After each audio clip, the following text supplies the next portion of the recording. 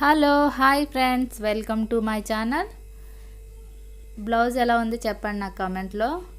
దీని మీద వర్క్ చేసి నేనే చేశాను. ఈ హ్యాండ్స్కి వచ్చేసి మిషన్ ఎంబ్రాయిడరీ వర్క్ చేశాను, బాక్సెస్ లాగా.